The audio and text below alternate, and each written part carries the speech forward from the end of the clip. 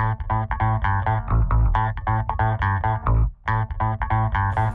what's up? First and foremost, I want to say that I am not recording this on my camera. I'm recording this on my cousin's MacBook because I'm not at my house. I'm at my auntie's house. I apologize for not uploading a video in about 2 or 3 weeks. That's because I've just been studying for my praxis test. That's my certification to become a teacher. So I've been kind of busy with that. And I just thought that I should take the time out on this Wednesday to give y'all a video and just update y'all on where I'm at. Don't think that I've given up. I haven't. It's just that I'm trying to find time and I'm trying to find a balance between it all. Every week I'm going to try to upload a video. If it's every 2 weeks or every 3 weeks, then so be it, but I'm going to try. I just can't really, promise you. In today's poem, I'm going to be talking about a situation that happened when I went on spring break in the spring semester. So it was like the day of that spring break had started, and my friends decided that they wanted to go get a tattoo. Of course, I wasn't about to get no tattoo because, like, anybody who know me personally, they know that ain't about to happen. Nah, that ain't how I roll. They wanted to get a tattoo, so I was like, yeah, that's cool, we can hang out and I'll drive y'all there. It was me, my friend Jaquetta, and my friend Cheeky, and my other friend Jerry. And so when we got there, Jaquetta was looking for which tattoo she wanted, and then out of nowhere, like, this random lady just walks up behind us. And so at that point, I bag up a little bit, right? And so she walks up, and then she's like, "Which tattoo are you getting?" I look at Jaquetta, and Jaquetta look at me.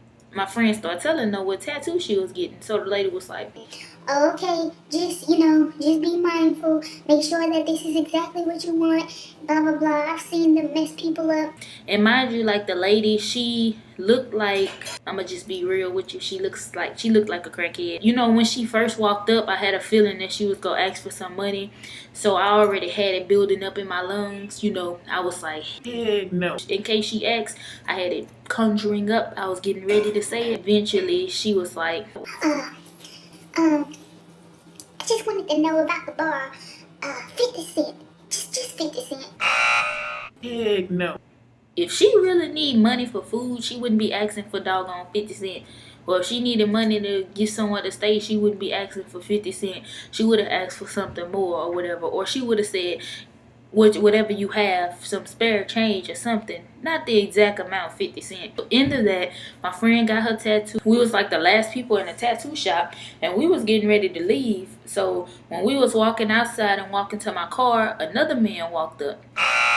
I'm conjuring it up again, getting ready to say, heck no. He walked up and he told me his name. I don't really remember the man's name, but for the purpose of the poem, I called him Joshua, but I don't really remember his name. And he told me basically his whole story. He told me, why he was homeless and who he blames for being homeless and all of that stuff like that. And basically, he was just saying that he just needed somebody to listen. Eventually, he told me he was a poet. And he did some of his poems for me.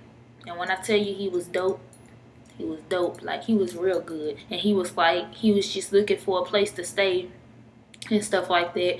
Because normally he cleans up the tattoo shop for the man that owns it. But the man had hired somebody else to clean it. So that money that he normally makes from cleaning the shop, he normally takes down to the shelter, which is $7. And he normally stays there, uses those $7 to stay there. But since he didn't have the work, he didn't have the $7. So he was like, ma'am, he was like, you could come down to the homeless shelter with me and you could pay for it yourself and you'll see me stay there. So I was like, man, let's scrape up the money because, I could tell this dude is genuine. He didn't look like he was on drugs. He just looked like a person who may have had a rough life and fell off somewhere in life, So we did that for him and all was good. So basically this poem is just telling about his story. So check it out. Excuse me, ma'am, my name is Joshua. And I don't really mean to bother you. I just need you to listen to me for a second. I promise I'm not a drug addict looking to play hide and go seek in the cabinets of your kindness. I promise I'm not the brother looking to become the darkness within your blindness. It's just that it's been 7 months for me. And to be specific, it's been 7 months and 7 long days, and I can't seem to redeem a freedom that they have taken away. I've been incarcerated for orchestrating some crimes that I take the blame for. I've done time for people that I swore I would bear the pain for. These streets are my sheets, and every night I tuck my prayers inside the lines that color these pavements, praying that I can go back to the days when I was just a little boy in this city. My pride wasn't confined by pity. It's been 7 months for me, and it haunts me deep because I don't have enough money to buy a good night's sleep. So I was gonna spend the night right here on these cold streets of BR and pretend that I could blanket myself with these stars. How far have I come from a man? My hands have pity engraved in the muscles of his tips, and every night I tuck my prize inside the compartments of my hips, and I'm constantly asking for jobs that people have to offer, but ignorance and selfishness are hand in hand in this world. And I got a baby girl that I haven't seen in 7 months and 7 days, and I tried several ways to prove that this time I've changed, but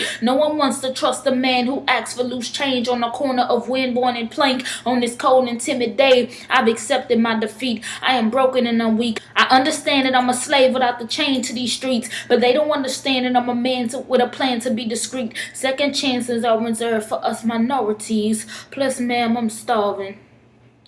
These hunger pains bring memories of how far I've fallen, and I don't know what's worse, the homelessness or the heartlessness that I witness every day. It's been 7 months and 7 days of frustration, 7 months and 7 days of contemplating, 7 months and 7 days of frustration, and a whole lifetime of broken dreams and time wasted. And you are the first person to take aside your busy life long enough to listen, to disregard it long enough to hear me.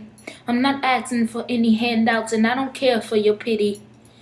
Excuse me, ma'am, my name is Joshua, and all I ask is that they listen.